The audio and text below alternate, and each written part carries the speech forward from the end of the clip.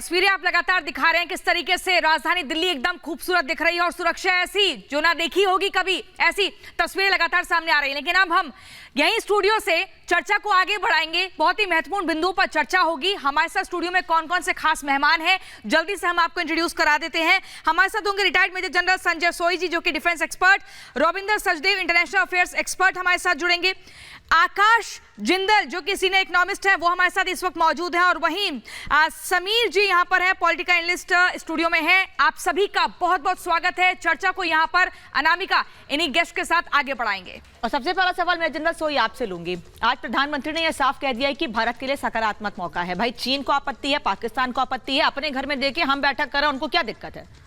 नहीं, बिल्कुल ऐसा है कि ये देखा जाए तो G20 ने भारत को एक ऐसा मौका दिया है। भारत जब इसका चेयरमैन है प्रधानमंत्री और भारत जिसकी प्रेसिडेंसी है, उसमें जिस प्रकार से भारत ने अपना प्रदर्शन किया है, पूरी दुनिया आज देख रही है कि किस प्रकार से भारत हर क्षेत्र में आज आगे बढ़ रहा है, चाहे वो साइंस हो, इकॉनमी हो, डिफेंस हो, डिप्लोमेसी हो। और अगर ये आसपास के देशों को बातचीत हो रही है, अरुणाचल या कश्मीर, इसमें इनका कोई मतलब नहीं है बातचीत करने का। किस लिए, क्या हक है इनका? जो हमारा देश है वो पूरा एक जो सीमाएं हैं वो पूरी भारत के हैं, सब जानते हैं। तो इसमें इस प्रकार से जो प्रधानमंत्री का जो दो टूक जवाब है, जो जिस प्रकार से बात, और उन्होंने शुरू से ही आतंकवाद के खिलाफ बातचीत की है जी, तो इसके बारे में ये आज भी उन्होंने इस प्रकार से बातें की। बिल्कुल ठीक बात है, कोई आए ना आए, कोई क्या कह रहा है क्या नहीं कह रहा है। अनामिका और साथ ही साथ प्रियंका मेरे साथ हैं, मेरे दोनों सहयोगी, और साथ ही साथ ये भी कि भारत ने अपने टर्म्स बता दिए हैं कि भैया भारत ऐसे चलेगा, आपको आना है आइए, आपको नहीं आना नहीं आइए। रविंदर सचदेवा जी, मेरा आपसे ये प्रश्न है कि खुद प्रधानमंत्री नरेंद्र मोदी ये कह रहे हैं कि ये अध्यक्षता करना G20 की ये बहुत बड़ी बात है। लेकिन शुरुआत में आप देखिए जब प्रेसिडेंसी की बात आई थी भारत को लेकर, तो किस तरह के सवाल, किस तरह की तमाम बातें यहां पर उठी थी। लेकिन भारत ने यह दिखा दिया इतना आसान ये नहीं है। हम जानना चाहेंगे आपसे कि क्या मायने इसके, और स्पेशली अगर मैं दिल्ली को लेकर बात करूं तो देखिए बहुत सारे क्वेश्चंस आपके इसमें डीप दो बड़ी चीज मैं कहूंगा। एक तो देखिए इस समय कोविड के बाद, रशिया यूक्रेन वॉर के बाद और चीन अमेरिका टेंशंस के बीच में दुनिया एक तरह से रीस्टार्ट हो रही है। दुनिया इज अंडर जैसे कहीं रिकंस्ट्रक्शन। इस समय हर देश अपने समीकरण ढूंढ रहा है। वर्ल्ड ऑर्डर तो वर्ड अमेरिका से गलत हो गया है, ये न्यू वर्ल्ड मैट्रिक्स बन रहा है। और ऐसे समय में जैसे आप कह रही थी, जनरल सोई कह रहे हैं, भारत की चेयरमैनशिप या प्रेसिडेंसी G20 बहुत अहम हो जाती है, क्योंकि इस समय जो डिसीजंस लिए जा रहे हैं, जो एजेंडा बनाया जा रहा है दुनिया के लिए आने वाले वक्त के लिए, बहुत अहम हो जाता है अगले 30-40 वर्षों के लिए। वन सेकेंड, भारत के हिसाब से डेफिनेटली यस, दुनिया में हमारी छवि ही नहीं, हमारी असलियत बड़ी है। बट एक बहुत बड़ी चीज हुई है इस G20 में जो भारत ने करी है, वो ये है कि G20 को इंडिया ग्रास रूट्स तक जहां तक हो सके लेके गया है। देखिए अभी से पहले जहां भी जिन जिन देशों में G20 होती है, हमने काफी देखे G20, G7 इत्यादि मीटिंग्स जो होती हैं ज्यादातर देश के कैपिटल में ही होती हैं, या फिर हो सकता है उस देश की कोई दूसरे बड़े शहर में हो। भारत ने जो इनोवेशन करी है वो ये करी है इस G20 में कि ये जो 200 मीटिंग्स हुई हैं वर्किंग ग्रुप्स की लीडर से पहले, ये अलग अलग शहरों में, छोटे बड़े शहर में अक्रॉस इंडिया ले गए हैं। तो इस तरह से दुनिया को, वर्ल्ड में जो हो रहा है उसको भारत में लेके आए। देखिए हर मीटिंग के लिए फॉरेन डेलीगेट्स आते हैं, उनको भारत के अलग अलग कोनों का कल्चर और एक्सपीरियंस मिला है। एट द सेम टाइम हमारे भारतीय लोग भी अलग अलग शहरों में वो ये देख रहे हैं कि दुनिया, देखिए दुनिया एक ग्लोबल विलेज है एक तरह से। तो हमारे ग्रास रूट्स और छोटे शहरों में, बड़े शहरों में, हर जगह एक एवरेज इंडियन को ज्यादा एक्सपोजर दुनिया के बारे में मिला है, जो इटसेल्फ एक बहुत बड़ी चीज है। बहुत ही महत्वपूर्ण बात सर आपने कही है। आपकी बात को यहीं से आगे बढ़ाते हुए आकाश जिंदल जी आपके पास आएंगे, चूंकि आप सीनियर इकोनॉमिस्ट भी हैं, और हम ये देखें कि इस पूरे सम्मेलन में जो फैसला लिया जाता है वो पूरी दुनिया की इकोनॉमी पर असर डालता है। क्योंकि आप देख लीजिए 80% GDP, वहीं 60% दुनिया की आबादी, वहीं 75% ग्लोबल ट्रेड को लेकर इंपैक्ट पड़ता है। बड़े फैसले लिए जाते हैं, उसको दरकिनार नहीं किया जा सकता है। बिल्कुल नहीं किया जा सकता, और इसका इंपैक्ट हिंदुस्तान पे बहुत पॉजिटिव पड़ने वाला है। पिछले हफ्ते से लगातार शोज कर रहा हूं, लोग पूछ रहे हैं आम हिंदुस्तानी को क्या फायदा होगा। बिल्कुल स्पष्ट शब्दों में कहूंगा, अगर आपके बेटे की तनख्वाह 80,000 रुपए है, G20 के 3 महीने बाद का इंतजार कीजिए, 1.25 लाख रुपए वो तनख्वाह हो जाएगी। या तो एग्जिस्टिंग एम्प्लॉयर से ही इंक्रीमेंट मिल जाएगा, वरना 3 और फोन आ जाएंगे कि 1.25 लाख की नौकरी बेटा तैयार है।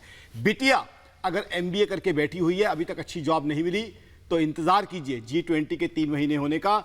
नए साल के आसपास 1.25 लाख रुपए की अपॉइंटमेंट लेटर उसकी वेट कर रही होगी। तो कहीं ना कहीं बहुत बड़ी अचीवमेंट है दुनिया के लिए, हिंदुस्तान के लिए। और सबसे ज्यादा मुबारकबाद दूंगा प्रधानमंत्री नरेंद्र मोदी साहब को। क्रिकेट का दौर चल रहा है, क्रिकेट का वक्त चल रहा है, ट्रिपल सेंचुरी हमारे प्रधानमंत्री साहब ने बनाई है, अपने लिए भी और देश के लिए भी। सबसे पहले चंद्रयान, और ट्रिपल सेंचुरी कब बनाई है? जब पिच बाउंसी है, पिच खराब है, उस पर सबसे पहले चंद्रयान। मैं तो ग्लोबल चैनल्स पे शो करता हूं, दुनिया भर में तारीफ हो रही है। उसके बाद आप देखिए GDP ग्रोथ 7.8%, लगातार कामयाबी। अब G20 का मतलब क्या है? Lots and lots of investment. FDI आएगी, फॉरेन डायरेक्ट इन्वेस्टमेंट आएगी, उससे फैक्ट्रियां लगेंगी, इंडस्ट्रीज लगेंगी, रोजगार मिलेगा, इंक्रीमेंट मिलेगी, फॉरेन एक्सचेंज बढ़ेगी, टैक्स कलेक्शन बढ़ेगी, और सबसे अच्छी बात इंफ्रास्ट्रक्चर बनेगा। और वो इंफ्रास्ट्रक्चर बिजनेस के लिए नहीं, आम आदमी के लिए भी इस्तेमाल होगा। इंफ्रास्ट्रक्चर, हाईवेज बनेंगे, रेलवेज बनेंगी, वो जो पैसा आएगा, ग्लोबल मनी आएगा, उससे फायदा क्या होगा? किसी बच्चे को यूनिवर्सिटी पढ़ने जाना है, अभी गांव से जाता है 2 घंटे लग जाते हैं, आधे घंटे में यूनिवर्सिटी पहुंचेगा। किसी हमारे बुजुर्ग को इलाज के लिए दिल्ली मुंबई जाना है, फटाफट इलाज के लिए पहुंच जाएंगे। तो सोशल वेलफेयर भी बहुत अच्छे से हो जाएगा। तो आम आदमी को, चाहे आप कानपुर में बैठ के देख लें, चाहे कपूरथला में, चाहे कर्नाटका में तो रिपब्लिक वैसे ही नए झंडे गाड़ने वाला है, नए कीर्तिमान स्थापित करने वाला है। तो वहां हर हिंदुस्तानी को G20 से डायरेक्टली आपकी जेब में पैसा ज्यादा पहुंचेगा, प्रॉस्पेरिटी आएगी, खुशहाली होगी, देश की तरक्की होगी। और आज बता दूं, मैं पिच क्यों खराब कह रहा हूं, आज ग्लोबल स्लोडाउन का जमाना है। जर्मनी, यूरोप की सबसे बड़ी इकोनॉमी, हालात देख लीजिए, 2 क्वार्टर से नेगेटिव GDP ग्रोथ। चाइना, जो हमारा कॉम्पिटिटर होता था FDI में, हालात क्या है? 0.3% डिफ्लेशन, यानी इन्फ्लेशन माइनस में पहुंच गई है। वहां डिमांड ही नहीं है, लोगों के पास पैसा नहीं है सामान खरीदने को। अमेरिका, दुनिया की सबसे बड़ी इकोनॉमी, लास्ट ईयर 2 क्वार्टर्स में नेगेटिव GDP ग्रोथ। और इन सब के मुकाबले में ये वर्ल्ड की टॉप इकोनॉमी, सब जानते हैं, हिंदुस्तान की परफॉर्मेंस मोदी साहब की जो है गाइडेंस के अंडर 7.8% GDP ग्रोथ। अब इसका फायदा कैसे होगा? इसका मतलब यह है कि G20 के जरिए बहुत मेजर फॉरेन डायरेक्ट इन्वेस्टमेंट आएगी, जो हम सबको डायरेक्टली एडवांटेज देने वाली है। G20 के बाद मेरा तो ये मानना है, और मैं डेटा के साथ प्रूव करूंगा, सिर्फ बातें नहीं कर रहा, हिंदुस्तान उस लेवल पे पहुंच जाएगा जो लगातार हमें सक्सेस मिल रही है। कि एक पुराना गाना याद आता है, जहां डाल डाल पर सोने की चिड़िया करती है बसेरा, वो भारत देश है मेरा। इस तरह की खुशहाली, इस तरह की तरक्की जो है, हर हिंदुस्तानी को उसका फायदा मिलेगा। ऑलरेडी आप देख लीजिए, मैंने 3 बड़ी इकोनॉमीज की बात की, अब आप पड़ोसी मुल्क पाकिस्तान पे आ जाइए। मई का डेटा देखिए, इन्फ्लेशन आ रही है 38%। हालात क्या हो गए हैं? पेट्रोल 305 रुपए, डीजल 315 रुपए, US डॉलर 307 रुपए। दुकानदारों ने वहां स्ट्राइक कर दी, वो दुकानें नहीं खोलेंगे, बिजली का बिल इतना आ रहा है, किराया इतना आ रहा है, और हिंदुस्तान तरक्की पे तरक्की के नए कीर्तिमान बनाता जा रहा है। ये G20 है जो आपको, मुझको, जितने लोग रिपब्लिक भारत देख रहे हैं, सबको डायरेक्टली फायदा देगा। सीधी बात करूंगा, खुशहाली देगा, पैसे बढ़ाएगा आपकी जेब में, ये फायदा होने वाला। और ये नए भारत का संदेश, ये नए भारत, उभरते भारत का संदेश है पूरे विश्व को। समीर जी, छोटा सा रिएक्शन आपसे लूंगी, फिर बड़ी खबर आ रही है। हर तरफ इसकी चर्चा है कि भाई भारत G20 की अध्यक्षता कर रहा है, बहुत बड़ा मौका है भारत के लिए, भारत अपने आप को प्रूव भी कर रहा है इसमें। लेकिन कुछ लोग यहीं पर अटक गए हैं कि भाई इस लोगों में कमल क्यों है? मतलब पिछले साल जब लोगो जारी हुआ था तो कहा गया कमल का निशान क्यों है इस पर, उस पर भी आपत्ति दर्ज करा दी गई। इस पर नहीं खुश हैं कि भारत को इतना बड़ा रिप्रेजेंटेशन मिला है? देखिए, प्रधानमंत्री मोदी ने इस G20 समिट का एक बहुत आदर्श वाक्य रखा है, और बहुत अच्छा वाक्य रखा है, वो रखा है वसुधैव कुटुंबकम। प्रधानमंत्री मोदी इसके द्वारा बताना चाहते हैं कि सबका स्वागत है और सबका साथ सबका विकास भारत का मूल मंत्र रहा है। और इसलिए प्रधानमंत्री मोदी ने कहा था कि एक पृथ्वी एक परिवार का जो नारा प्रधानमंत्री ने जो दिया था कि एक पृथ्वी हो, एक परिवार हो और एक भविष्य हो, तो मुझे ऐसा लगता है कि प्रधानमंत्री इसके माध्यम से बताना चाहते हैं पूरी दुनिया को कि भारत विकासशील देश जरूर है, लेकिन आने वाले समय में भारत विकसित देश होगा और दुनिया की 5वीं अर्थव्यवस्था और आने वाले समय में 3री अर्थव्यवस्था बनेगा। मुझे ऐसा लगता है कि प्रधानमंत्री मोदी विकसित देश, विकासशील देशों को भी इसके अपने साथ लाना चाहते हैं G20 में, और इसीलिए अफ्रीकन यूनियन को G20 का स्थायी सदस्य बनाने का प्रस्ताव प्रधानमंत्री मोदी ने इस G20 में रखा है, और सारे देशों से समर्थन मांगा है कि अफ्रीकन यूनियन को G20 का स्थायी सदस्य बनाया जाए। तो मुझे लग रहा है कि प्रधानमंत्री मोदी सिर्फ विकसित देशों के साथ ही कदम ताल नहीं कर रहे, उनके अलावा जो विकासशील देश है, जो छोटे और गरीब देश है, उनकी इकोनॉमी कैसे स्ट्रांग हो, उनका ऋण पुनर्योजन कैसे हो, क्योंकि प्रधानमंत्री मोदी इस बात को इनडायरेक्टली कह चुके हैं चाइना ने किस तरीके से छोटे गरीब देशों को पैसा देकर अपने लोन में फंसाया और कैसे उनके संसाधनों की लूट कर रहा है। तो G20 में प्रधानमंत्री मोदी एक बहुत बड़ा विजन के साथ अध्यक्षता कर रहे हैं कि कैसे दुनिया के छोटे और गरीब देशों को चीन के प्रकोप से बचाया जाए, उसके लोन देने की प्रवृत्ति से और उस देश के भौगोलिक और उस क्षेत्र में कब्जा करने की प्रवृत्ति से बचाया जाए और उन छोटे देशों को पैसा और संसाधन उपलब्ध कराकर उन्हें भी विकसित और विकासशील देश की श्रेणी में लाया जाए। जैसा कि सबका साथ सबका विकास की जो बात प्रधानमंत्री मोदी की मूल अवधारणा है वह पूरी दुनिया में लागू करने जा रहे हैं और पूरे देश को एक साथ लाने की प्रधानमंत्री मोदी की योजना है, वो G20 से जाहिर होगी।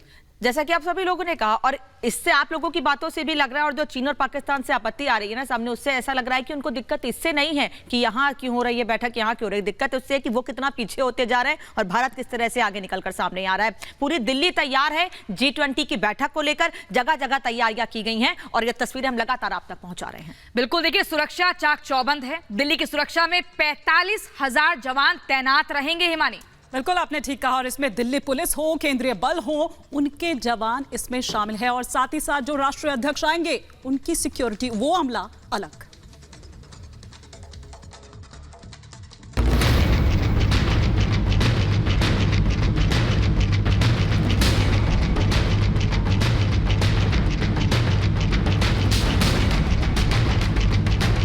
G20 की मेजबानी के लिए राजधानी सज चुकी है। समिट के लिए दिल्ली पूरी तरह से तैयार है और अब मेहमानों का इंतजार है। 9 और 10 सितंबर को दुनिया के 20 ताकतवर देशों के दिग्गज नेता दिल्ली में G20 मंच पर होंगे। अमेरिका के राष्ट्रपति जो बाइडेन पीएम मोदी के साथ होंगे। ब्रिटेन के पीएम ऋषि सुनक भी आएंगे और जब ऐसी हस्तियों की बैठक होगी तो सुरक्षा के पुख्ता इंतजाम भी लाजमी है। G20 को लेकर दिल्ली में सुरक्षा के ऐसे इंतजाम हैं कि परिंदा भी पर न मार सके। आसमान से जमीन तक कमांडो तैनात है। राजधानी में सुरक्षा को लेकर 1,30,000 जवान तैनात किए गए हैं। सीआरपीएफ की स्पेशल 50 करेगी वीआईपी की सुरक्षा। वीआईपी की सुरक्षा में एसपीजी, एनएसजी के जवान तैनात रहेंगे। 300 बुलेट प्रूफ गाड़ियां भी तैयार हैं। दिल्ली पुलिस की डॉग स्क्वाड भी मोर्चे पर लगी है। आर्टिफिशियल इंटेलिजेंस की मदद भी ली जाएगी और G20 में आने वाले मेहमानों की सुरक्षा को लेकर आज फुल ड्रेस रिहर्सल किया गया। आईटीसी मौर्या के बाहर अब मौजूद है और आप देखेंगे कि होटल की सिक्योरिटी के अलावा जो सेंट्रल फोर्सेस है वो अब आप यहाँ पर आपको तैनात नजर आ जाएंगी। साथ ही पूरे परिसर को किस तरीके से चेक किया जा रहा है उसकी तस्वीरें भी आप यहाँ पर देखेंगे। तमाम जो आर्म फोर्सेस है वो ग्रीन बेल्ट जितनी भी है होटल के आसपास, उस पूरे बेल्ट पर आप देखेंगे मेटल डिटेक्टर हो या बम स्क्वाड हो, वो सभी यहाँ पर है और पूरे परिसर को इस तरीके से जो चेक है वो किया जा रहा है। तमाम जो बोर्ड यहाँ पर साइन बोर्ड लगे हैं, उन बोर्ड की पाइप के अंदर की हर एक मूवमेंट मेटल डिटेक्टर के जरिए चेक किया जा रहा है और ये पूरा स्टाफ आप देख रहे हैं, इसी को फुल ड्रेस रिहर्सल बोला जा रहा है। काफिला किस समय अंदर जाएगा, अंदर जाने से पहले पूरे परिसर को किस तरीके से सैनिटाइज करना है और आप देखेंगे कि जितने भी यहाँ पर फोर्सेस है वो सभी सेंट्रल फोर्सेस है और इस पूरे परिसर को सैनिटाइज यहाँ पर किया जा रहा है और हर एक चीज की जो जांच है वो यहाँ पर की जा रही है। और आप दूसरी तरफ आईटीसी मौर्या के मेन गेट की तस्वीर देखेंगे कि होटल स्टाफ के अलावा जो सेंट्रल फोर्सेस है वो भी यहाँ पर खड़ी हुई है। हूबहू इसी तरीके से 9 और 10 तारीख को भी सुरक्षा के इंतजाम होंगे। होटल के अंदर से लेकर बाहर हर एक मूवमेंट पर नजर जो है वो रखी जा रही है और इसी को ही फुल ड्रेस रिहर्सल दरअसल बोला जा रहा है कि 9 और 10 तारीख को सिक्योरिटी एजेंसीज में किसी भी तरीके का कंफ्यूजन ना रहे। NSG commando, CRPF, dog squad से लेकर दिल्ली पुलिस सभी सुरक्षा का जायजा ले रही हैं और दिल्ली का आईटीसी मौर्य होटल जहां अमेरिका के राष्ट्रपति जो बाइडेन ठहरेंगे वह सुरक्षा के कड़े इंतजाम किए जा रहे हैं। इसके अलावा आज इंडिया गेट से अलग अलग देशों के राष्ट्राध्यक्षों के काफिले को मीटिंग की जगह और होटल कैसे पहुंचना है इसकी भी रिहर्सल की गई। सबसे पहले एस्कॉर्ट करती हुई गाड़ियां जाएंगी और उन गाड़ियों के बीच में जो काले रंग की गाड़ी है, इसी के अंदर राष्ट्रीय अध्यक्ष होंगे, झंडा लगा होगा और गाड़ी पर आप नजर डालेंगे तो G20 के पोस्टर्स लगे होंगे। आप ये देखिए कि सिल्वर कलर की गाड़ी है, इसमें राष्ट्रीय अध्यक्ष उस देश के होंगे, जिस देश के राष्ट्रीय अध्यक्ष होंगे उनका झंडा उस गाड़ी पे लगा हुआ है, साथ ही भारत का झंडा भी वहां पर लगा हुआ है। और हर काफिले में आप देखेंगे कि एम्बुलेंस उस काफिले में रहेगी ताकि हर उस समय को मापा जा सके, हर उस टाइमिंग की रिहर्सल की जा सके और किसी भी तरीके की असुविधा दूसरे देश से आ रहे राष्ट्रीय अध्यक्षों को ना हो। G20 समिट को लेकर सभी तैयारियां पूरी कर ली गई हैं। ट्रैफिक से लेकर सुरक्षा तक के सारे इंतजाम पूरे हो गए हैं और दिल्ली की जनता के लिए ट्रैफिक पुलिस ने एडवाइजरी भी जारी की है। रिहर्सल है, किस तरह का इंतजाम होना चाहिए, किस तरह का इंतजाम होगा। 8 और 9, 10 की जो समिट होगा उसमें जो इंतजाम है उसके बारे में जो ट्रैफिक एडवाइजरी में विस्तार से दे दिया गया है और कोई भ्रांति या कंफ्यूजन नहीं रहे कि कहीं दिल्ली बिल्कुल बंद हो जाएगी, ऐसा कुछ नहीं होगा। G20 समिट में विदेशी मेहमानों के आने से पहले दिल्ली में सभी तैयारियां पूरी कर ली गई हैं और हर चुनौती से निपटने के लिए दिल्ली पुलिस भी तैयार है।